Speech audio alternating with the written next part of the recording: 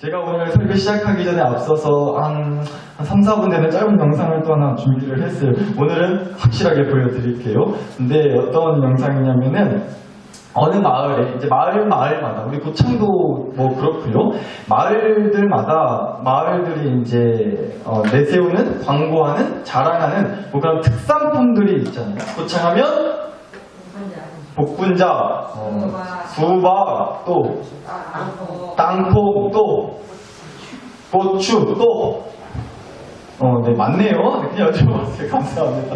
뭐 이런저런 것들이 있죠. 짜고도 있고, 또 뭐 아무튼 이런 것들이 있는데, 상주 있잖아요. 상주라는 곳에 누에 가루가 그렇게 뭐 유명한 마을이 있나 봐요. 그래서 이제 이 누에 가루를 홍보하는 영상을 어르신들 모시고 이제 찍는 거예요. 이제 광고 영상을 찍는 건데, 그 장면을 좀 담은 영상을 좀 가지고 왔는데, 우리가 잠깐 이 영상 나누고 말씀 함께 또 살펴보도록 하겠습니다. 들으실 수 있겠어요? 알겠어요. 들어요. 못 들어요, 안 들어.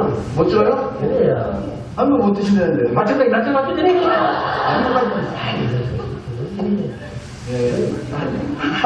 일단 할아버지가 이미 백건 나가요, 내가 알아요. 100근 나가세요? 아니, 할아버지가 나이가 올해 연세가 90이니까 걱정이 돼서. 걱정할 거 없어. 괜찮으세요?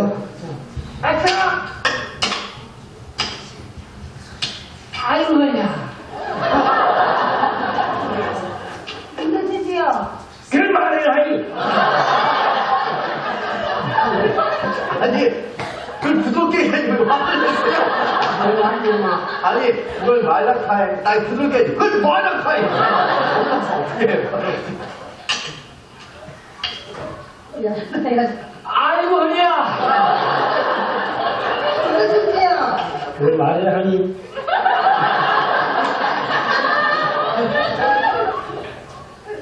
남자한테 늘 따로 최고래, 최고. 아, 그런가! 누군가요? 이렇게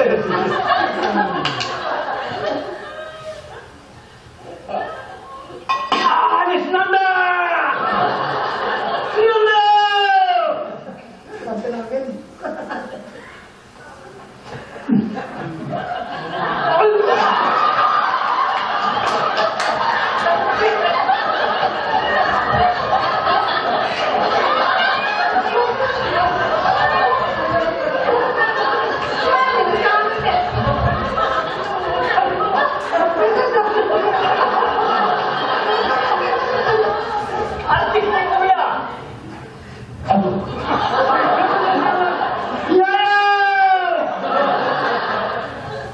안 되겠다. 해보세요. 내가 드릴게요. 자, 어떻게 다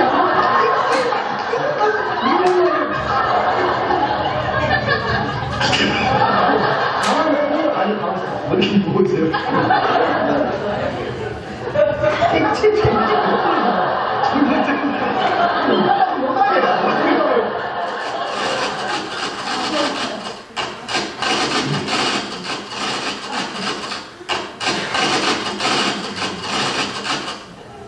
Down the road, 아이고야.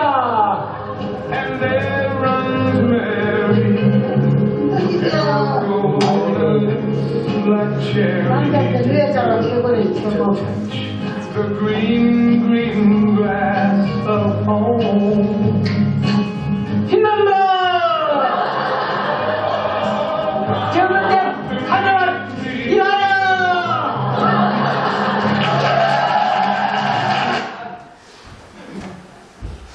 드셔보셨어요? 아우, 저 누에가루 저도 좀 먹고 보고 싶더라고요. 네, 신난다는데. 이제 누에가루가 특산품이라 누에가루가 그렇게 좋다고. 남자한테 그렇게 좋다고, 예, 그렇게 이제 홍보하려고 막 그렇게 영상을 찍으신 건데, 아유, 보면서 저도 참, 저 할머니가 얼마나 나가실까 궁금해지기도 하고, 네, 아무튼 뭐 그런 마음이 들었습니다. 여러분, 제가 이 영상을 우연찮게 딱 보고 나서 참 재미있고 참 흐뭇하고 뭐 그런 느낌을 받았는데, 그러면서 한편으로는 좀 이런 생각이 좀 들더라고요. 뭐 앞서서 광 보니까 누에가루 먹어서 막 힘난다 하셨지만 사실 딱히 또 보면요, 그 이제 영상을 찍은 과정을 보니까 그 누에가루가 정말 효력이 있는 건지, 진짜 먹으면 힘이 나는 건지 살짝 의심이 들기도 하더라고요. 그런데 어쩌면 우리가 하나님을 놓고서도 그런 마음을 갖게 될 때가 있지는 않을까라는 생각을 해보게 됐어요. 하나님도 마찬가지일 때가 솔직히 있지는 않냐는 거죠. 누에가루 먹으면 힘난다고 해서 누에가루 막 찾아 먹는 것처럼 하나님 말씀 붙들고 하나님 말씀 믿고 살면 아주 힘난다. 그렇게 듣고 믿고 하나님 말씀 꿀꺽, 하나님 믿음 꿀꺽, 하나님 은혜 꿀꺽하고 삼켰는데, 그랬는데 그럼 힘난다 기만 하시냐는 거예요. 어째 먹기는 먹었는데, 믿고 먹기는 먹었는데 어째 영광이다 싶을 때가 솔직히 우리 안에 있지는 않냐는 거예요. 그런 마음과 생각이 들 때가 많죠. 제가 언젠가도 설교 제목으로 이런 제목을 한번 나눴었던 적도 있어요. 하나님 영광은 개뿔 영광이다. 네, 감히 좀 조심스러운 말이지만 영광 하는데 영광 개뿔 영광이더라고. 하나님을 믿는 믿음을 붙들고 살고는 있지만 하나님의 말씀을 따라 산다고는 하지만 이제 영광인 거예요. 기대한 만큼의 힘이 나지 않는 거죠. 그런 왠지 모를 실망하는 마음이 우리 안에 있지는 않냐는 생각을 좀 해보게 됐어요. 저는 뭐 여러분도 그렇게 느끼실지 모르겠는데, 이렇게 설교를 준비할 때면 가장 좀 신경 쓰는 것 중에 하나가 최대한 꾸밈 없이 거짓 없이 좀 솔직하게 설교를 했으면 좋겠다는 마음을 항상 갖고 준비를 하거든요. 그러니까 사실 그렇죠. 보통의 설교라고 한다면 아니 어디 가면 하나님께 실망을, 아니 어떻게 하나님께 영광은 영광이지 그 말을 꼬아서 영광이네 어떻게 이런 말을 그렇게 혹시라도 생각하실 수도 있을지 모르겠어요. 그래서 참 조심스럽기도 한데, 저는 그래도 좀 이 설교 시간에 괜히 믿음 있는 척, 믿음 충만한 척 하는 것보다는 우리가 솔직히, 우리가 하나님을 믿는다고 했을 때 우리의 솔직한 모습이 어떤지를 좀 함께 나누고 싶다라는 마음을 항상 갖고서 설교를 준비할 때가 많은데, 그래도 또 말씀을 드리는 거예요. 우리가 솔직하게 하나님을 믿는다고 하지만서도 하나님께 혹시라도 그렇게 실망할 때가 있지 않으시냐. 그래서 하나님 믿기 싫고요, 안 믿기고요, 믿음이 가지 않고요, 그렇게 하나님께 끝없이 실망할 때가 또 솔직히 있지 않냐는 겁니다.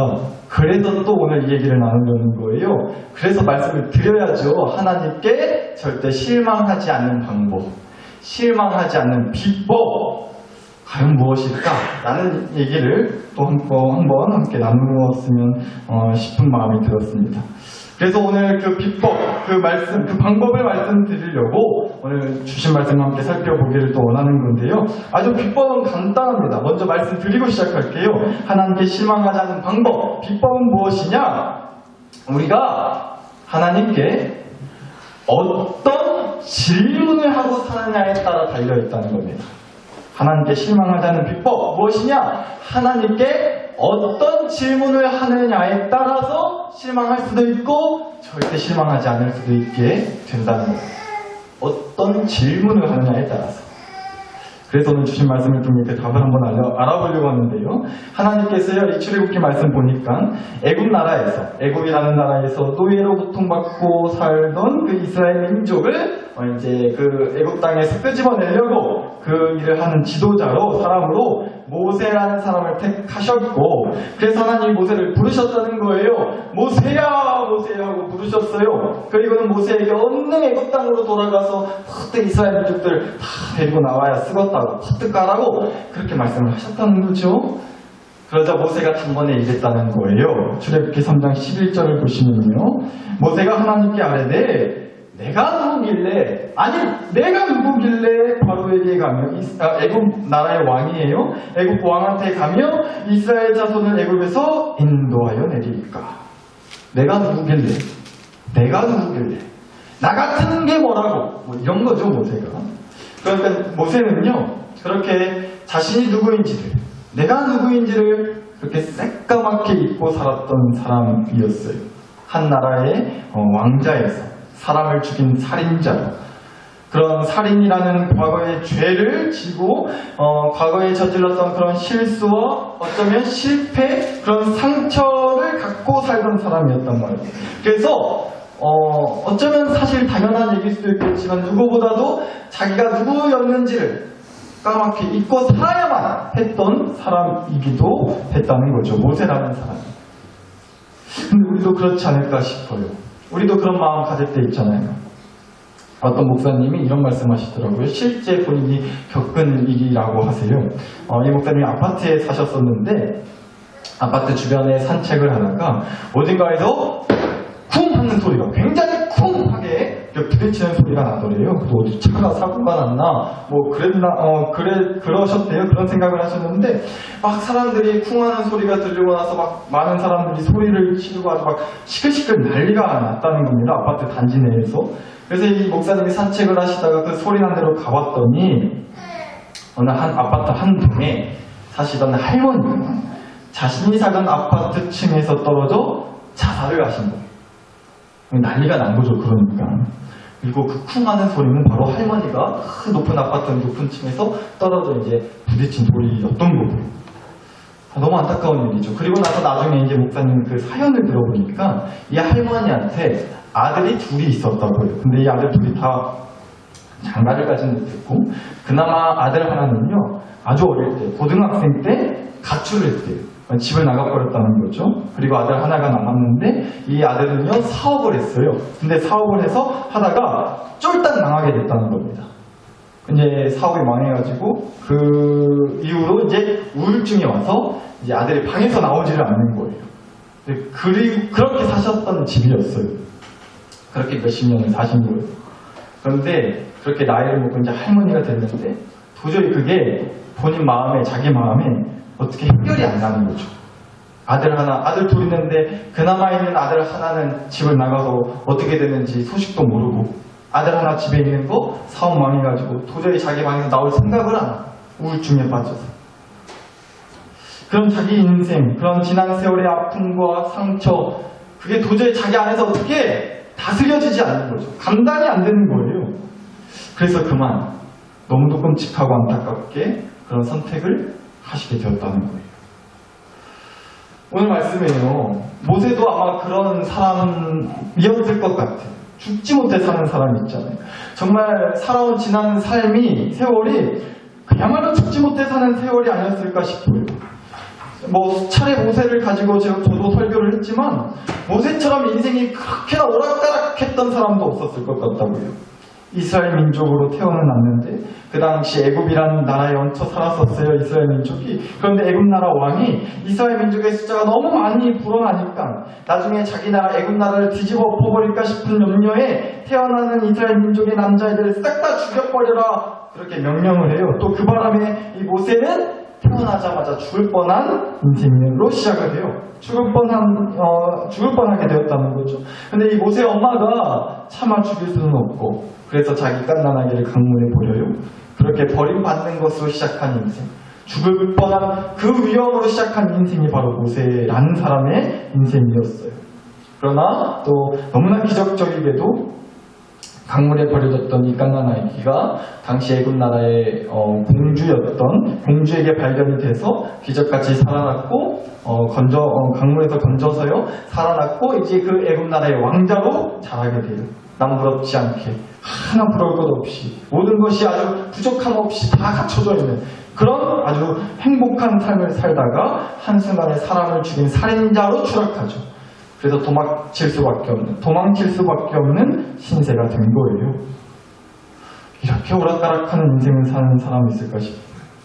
그래서 얘기할 수밖에 없는 거죠. 따직 물을 수밖에 없는 거죠. 내가 누구길래 나 같은 게 뭐야.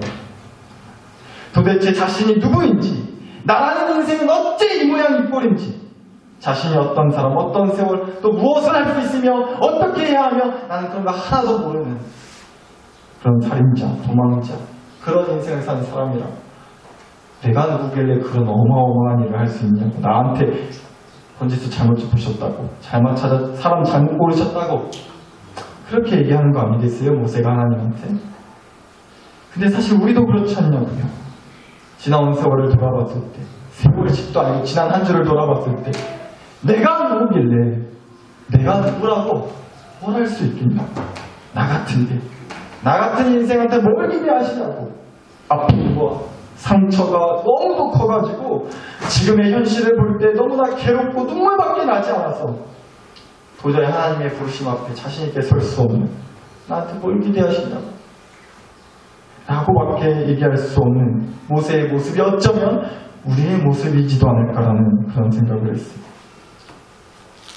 그리고 사실 이 모세가 하나님 앞에 그렇게 내가 누구길래 할 수 있겠습니까? 할 수 있겠습니까? 라는 이 질문은요, 그래서 이런 질문, 이런 뜻을 담고 있는 것 같기도 해요. 나 같은 인간이 어떻게, 무엇을 해서, 언제까지 그 일을 감당할 수 있겠으며, 대체 왜 내가 해야 되냐고.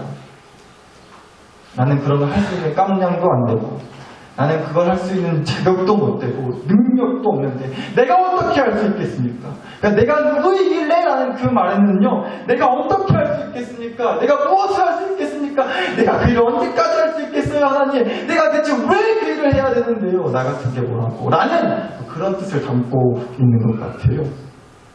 그런데 여러분, 우리가 이 말씀을 다시 한번 좀 잘 들여다보자라고. 그렇게 모세가 하나님한테 내가 누구이길래 할 수 있겠습니까? 갈 수 있겠습니까? 어떻게 해야 된다고? 어떻게 무엇을 해서 내가 그 일을 감당할 수 있겠습니까? 라는 그런 말에는요, 그런 질문에 하나님이 하신 대답을 보자는 거예요. 여러분, 이 질문에 대한 가장 확실하고 명쾌한 답은 뭐겠어요? 아니, 내가 누구이길래? 라고 하는 질문에 대한 답은 네가 누구인지를 알려주는 게 답이지 않겠냐고. 그게 아니라면 하나님이 누구이신지에 대한 답을 해주는 것도 모세한테는 아주 원하는 대답일지 모르겠어요. 그런데 그런 모세의 말에 하신 하나님의 대답은 이랬다는 겁니다. 출애굽기 3장 이어지는 6절입니다. 나는 너의 조상의 하나님이니 아브라함의 하나님, 이삭의 하나님, 야곱의 하나님이니라. 한 번이 아쉬우셨는지 한 번 더 말씀하세요. 이어지는 15절 보시면 하나님이 또 모세에게 이르시되 너는 이스라엘 자손에게 이같이 이르기를 너희 조상의 하나님 여호와 곧 똑같이 아브라함의 하나님, 이삭의 하나님, 야곱의 하나님께서 나를 너희에게 보내셨다 하라. 이렇게 두 번이나 모세에게 대답을 하셨다는 거예요. 같은 말씀을. 여기서 좀 우리가 함께 봤으면 하는 건 하나님이 대답하실 때 모세에게요, 아브라함의 하나님, 이삭의 하나님, 야곱의 하나님이라고 대답을 하셨다는 거예요. 근데 저는 말씀이 이렇게 다가오더라고요. 그러니까 아브라함 때, 또 시간이 지나서 아브라함의 아들인 이삭 때, 또 시간이 지나서 이삭의 아들인 야곱 때, 이렇게 세대가 지나고 시간이 지나도 하나님은요, 귀엽고 누군가의 하나님이 되어주셨다는 거예요. 하나님이 처음 아브라함에게 만나주셨듯이 아브라함의 핏줄이었던 아들 이삭에게도 또 손자였던 야곱에게도 하나님은 아브라함과 마찬가지로 만나주셨고 각각의 누군가의 하나님이 되어주셨다는 얘기를 해주시는 것 아니겠냐고요. 그럼 우리는요 아주 분명하고 확실하게 말씀을 드릴 수 있겠습니다. 우리도 마찬가지인 줄 믿습니다. 아브라함의 하나님, 이삭의 하나님, 야곱의 하나님이셨듯이 나의 하나님이 되어주실 줄 믿는다고요. 어째서요? 뭘 보고요? 우리가 누구예요? 예수 그리스도를 믿음으로 구원받는 그 복음밥을 먹고 사는 사람들이기 때문입니다. 갈라디아서 3장 26절 보시면 너희가 다 믿음으로 말미암아 그리스도 예수 안에서 하나님의 아들이 되었다고 하세요. 믿음으로 말미암아 구원받는 그 복음밥을 먹고 사는 사람은요 하나님의 아들이 된다고 하신다고. 그리고 이어지는 29절 보시면 너희가 그리스도의 것이면, 다시 말해 하나님의 아들이 되었으면 곧 아브라함의 자손이요 약속대로 유업을 이을 자니라 라고 또 말씀해 주셨어요. 우리도 하나님이 아브라함의 하나님이 되어주셨듯 예수 그리스도 안에서 하나님의 아들이 됨으로 말미암아 그 은혜, 아브라함의 하나님, 누군가의 하나님이라는 소리를 들을 수 있는 그 은혜를 우리도 받을 수 있게 되었다는 말씀인 줄 믿습니다. 따라서 정리해보면 결국 이런 얘기인 거죠. 모세는 하나님께 그렇게 얘기했어. 아니 내가 누구이길래 나 같은 인간이 무슨 이스라엘 민족을 이끄는 지도자 그 엄청난 일을 할 수 있다고 하세요. 내가 누구길래, 내가 어떻게, 내가 뭘 해가지고 나한테 왜 이러시냐고, 내가 언제까지 그 일을 감당할 수 있을 것 같으시냐고 그렇게 얘기했죠. 그런데 사실 이건요, 모세뿐만 아니라 이스라엘 민족들도 마찬가지였을 것 같아요. 애굽이라는 나라에 노예로 살면서 매일같이 눈물로 기도했을 거 아니에요. 하나님 대체 언제까지 이 고생을 시키시려고 그러시냐, 언제 도와주시냐고, 하나님 대체 어디 계시냐고, 어떻게 해주시려고 이러냐고, 무엇을 보여주시려고 여태 아무것도 안 하시냐고, 우리 이렇게 힘들어하는 거, 아파하는 거, 괴로워하는 거 모르시겠냐고. 이스라엘 민족들도 그렇게 따지던 얘기하지 않았겠어요? 이렇게 모세도, 이스라엘 민족도요, 상처와 아픔이 있었어요. 고통과 괴로움의 삶 가운데 놓여 있었던 사람들이었단 말이에요. 그러니 질문하는 거죠. 내가 누구이길래, 우리가 누구이길래, 다시 말하면 언제 도와주시려고 그래요 하나님? 어떻게 좀 해보세요 하나님? 어디 계신 거예요 하나님? 왜 이러시는 건데요 하나님? 무엇을 해주시려고 여태 아무것도 안 하시는 거예요? 이런저런 원망의 마음, 실망의 마음 담겨있는 얘기 아니겠냐고요. 내가 누구이길래. 그러나 그런 그들에게, 그런 질문을 하는 우리에게 하나님은 그 질문에 대한 답으로 이렇게 말씀해 주신다. 내가 어떻게 하겠다가 아니라, 내가 이제 무엇을 하겠다가 아니라, 내가 언제 해주겠다가 아니라, 내가 왜 여태까지 안 해줬느냐에 대한 설명이 아니라 누구이신지에 대한 대답을 해주신다는 거예요. 누가 이제 하겠다는 건지를 얘기하시겠다.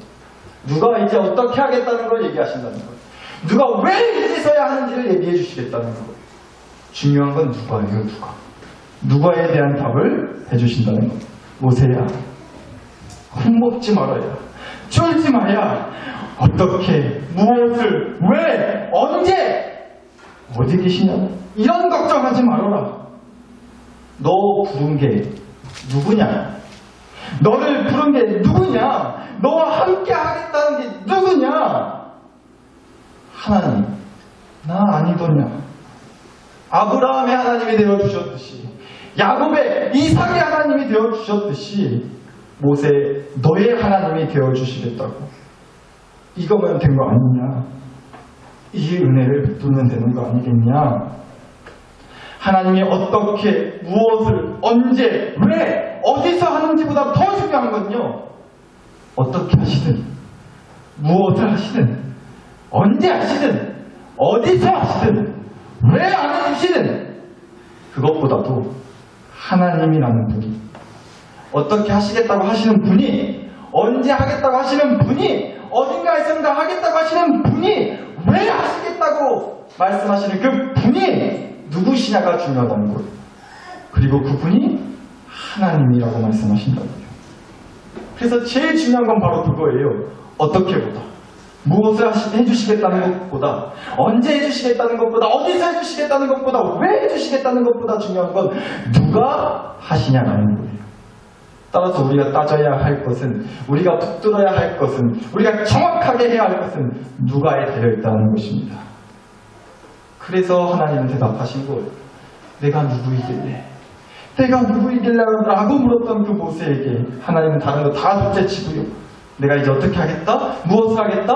어디서? 언제? 왜 하겠다? 이거 둘째치고요. 나다, 나요, 나. 너 부른 게 나야. 다른 얘기 둘째치고 하나님을 소개해 주셨다는 겁니다. 하나님의 관심은 누가에 있기를 원했던 거예요. 우리의 관심이 누가에 있기를 원하셨다는 겁니다. 따라서 하나님께 실망하지 않는 방법, 실망하지 않는 비법은요, 끝까지 하나님을 향한 믿음을 붙들고 살 수 있는 비법은요, 주로 하나님을 믿는 믿음이 내 삶의 힘이요 무기라고 자신있게 광고할 수 있는 이유는요, 나는 적어도 누가라는 질문에 대한 답은 확실히 갖고 있다고. 하나님, 대체 언제 해주실 건데요? 하나님, 대체 어떻게 해주실 건데요? 하나님, 대체 왜 안 해주시는 건데요? 하나님, 대체 무엇을 해주실 거냐고요? 하나님, 대체 어디 계신 거예요? 아니라 하나님이 어떻게든 해주실 줄 믿습니다. 하나님이 무엇이든 해주실 줄 믿습니다. 하나님이 언제라도 해주실 줄 믿습니다. 하나님이 이유가 있어서 이러시는 줄 믿습니다. 하나님이 어디에도 계실 줄 믿습니다.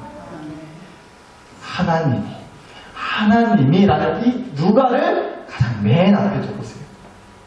그럼 하나님께 실망하지 않을 수 있을 겁니다. 실제로 실망하지 않는 사람이 있었어요. 성경에 나와요. 더 확실한 것도 성경에 나오니까 그 유명한 시편 23편 1절 말씀, 여호와는 나의 목자시니 내게 부족함이 없으리로다. 이 말씀 여러 번 묵상하고 또 많이 나누었죠. 이 말씀에 이렇게 고백할 수 있었던 내용은요, 다른 거 없는 것 같아요. 이 사람은요, 하나님이 언제, 자기한테 언제, 어디에서, 어떻게, 무엇을, 왜, 이것 따지지 않았던 거예요. 그것 따지면 이 고백 절대 못해요. 하나님이 나한테 뭘 해주시냐고, 어떻게 이러실 수 있냐고, 왜 이러시는 거냐고, 어디 계시냐고, 언제까지 이러실 거냐고 따지면 이 고백 절대 못하지 않는 거예요. 이 사람은요, 누가에게만 관심이 있었던 거예요. 대체 누가 나의 목자시냐에 따라서 이 고백을 할 수 있냐 없냐가 결정됐다. 여호와가 나의 목자시니, 하나님이 나의 목자시니, 목자이신 하나님이 어떻게 해주셔서가 아니라, 무엇을 해주셔서가 아니라, 언제 어디서 왜 이런 것 따져서가 아니라, 하나님이, 그분이 나의 목자셔서 부족함이 없습니다. 우리가 오늘 이 고백을 할 수 있었으면 좋겠습니다. 어떤 목사님께서 이런 얘기를 하신 적이 있어요. 제가 정말 평생 마음에 새기고 살려고 노력을 하는데, 하나님은 최초로 목사를 만들지 않으셨다는 거예요. 하나님은 최초로 목사를 만들지 않으셨고, 당연한 얘기지만 하나님은 최초로 사람을 만드셨다는 겁니다. 그러니까 목사가 되기 전에 사람이 되라, 목사가 되기 전에 사람이 될 줄 알아야 한다는 말씀을 하신 적이 있어요. 참 마음이 깊이 새기고 지금도 사람 되기 위해서 많이 노력하고 있습니다, 나를. 근데 여러분, 더 나아가서 그 말을 묵상하는데 이런 생각이 들더라고요. 그럼 대체 어떤 사람이 되어야 하나?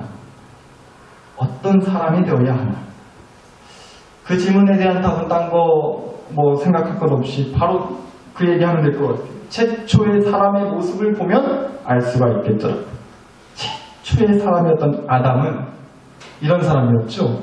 하나님한테, 하나님 어떻게 하라고요? 아니, 무엇을 하라고요?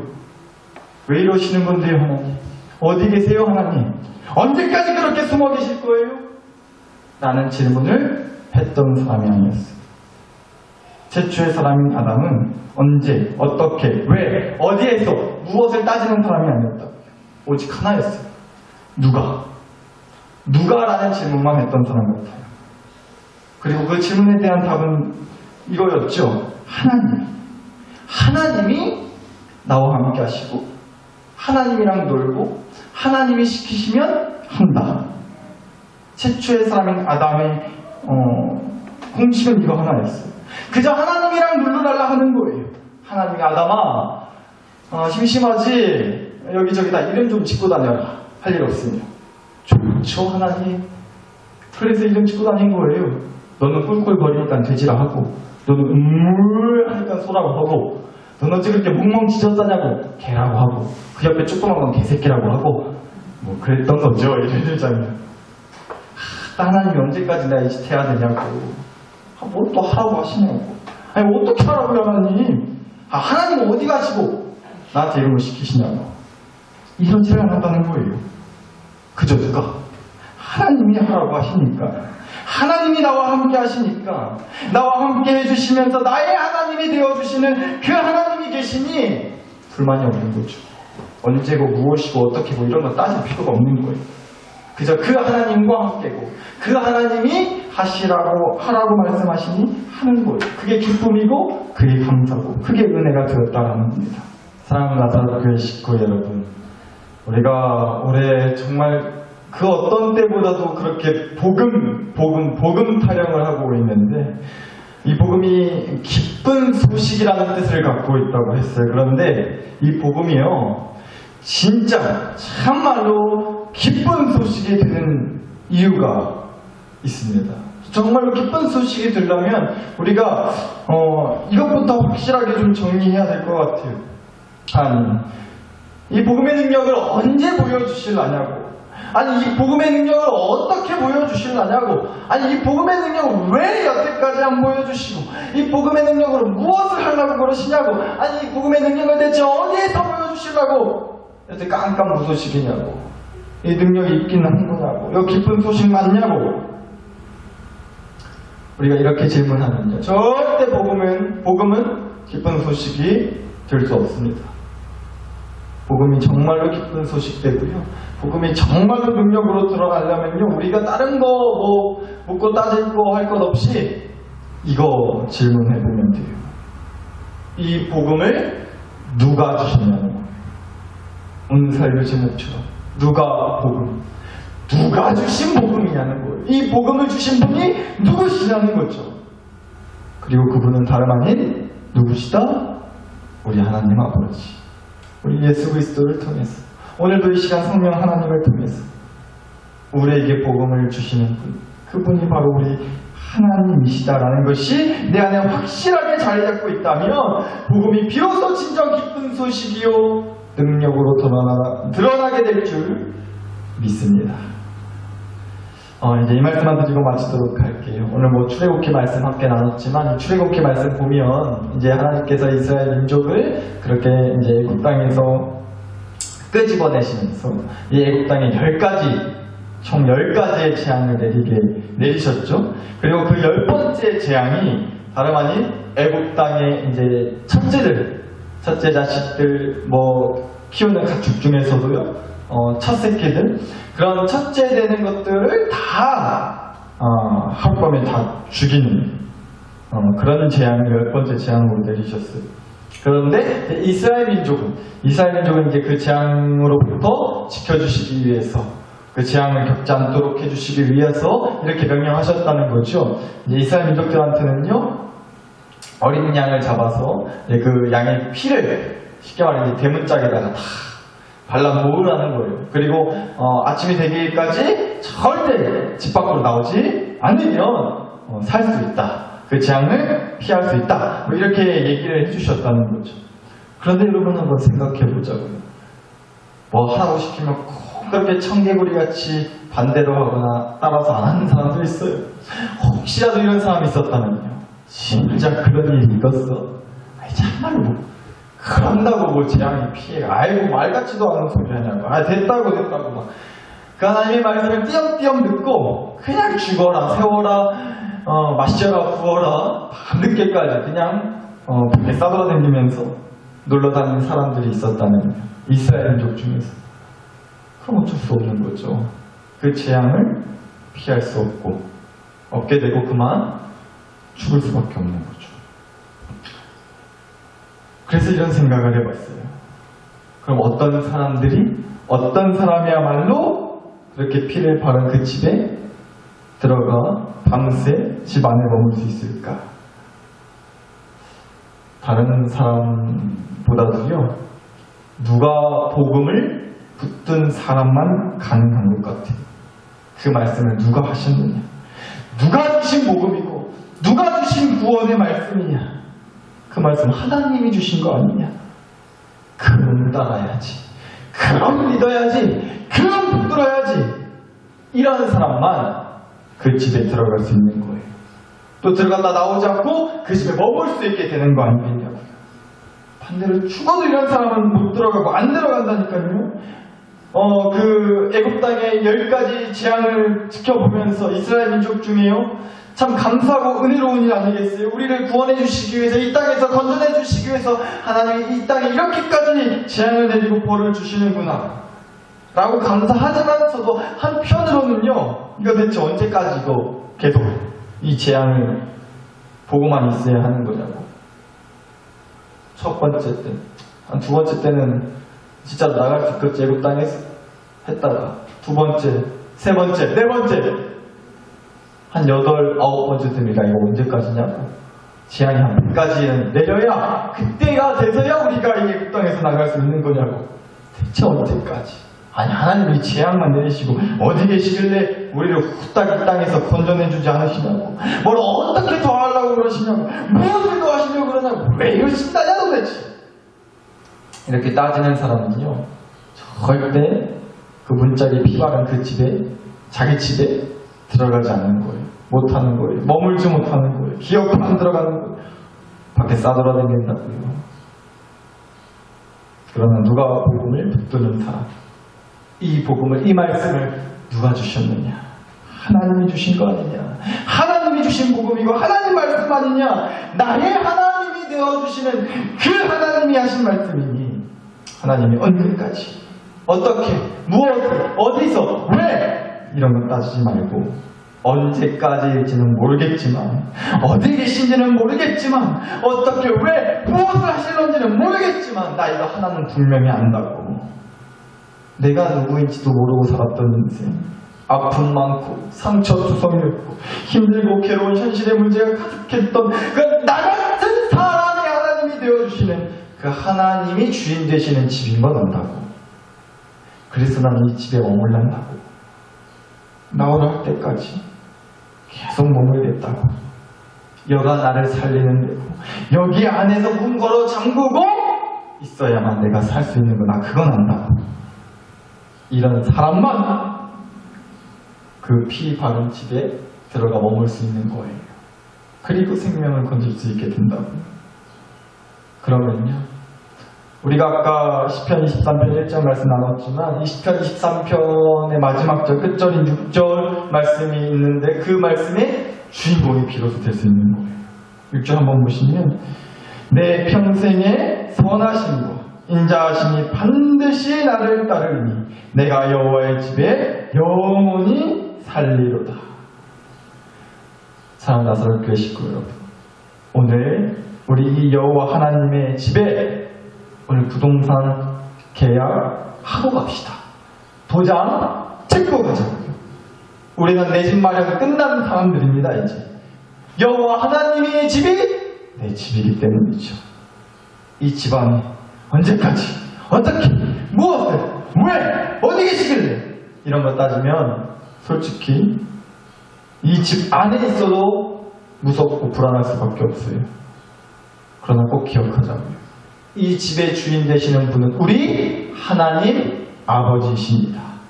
이 집 주인이 누군지 아시냐고? 하나님이시라고. 그러니 난 이 집에 머물러야 쓰겄다고. 그래야 내가 살겠다고. 그래야 내가 좀 살 수 있겠다고. 이 집 안에 있으면 우리 살 수 있습니다. 괜히 밖에 나가서 봉변당하지 마시고 이 하나님의 집에 머뭅시다. 이 집의 주인은 하나님이십니다.